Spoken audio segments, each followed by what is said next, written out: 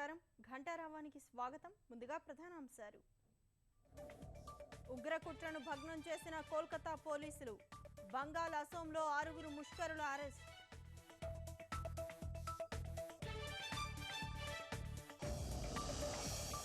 గుంటూరు జిల్లాలో వరద బాధిత రైతులకు సీఎం పరామర్శ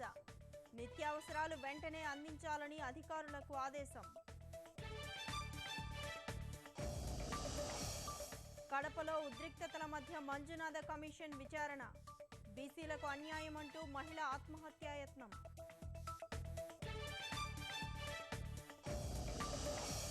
ఉత్తరప్రదేశ్లో రాహుల్ గాంధీకి చేదు అనుభవం కాంగ్రెస్ ఉపాధ్యక్షుడిపై బూటు విసిరిన యువకుడు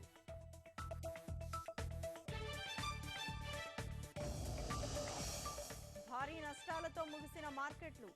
374 పాయింట్లు కోల్పోయిన సెన్సెక్స్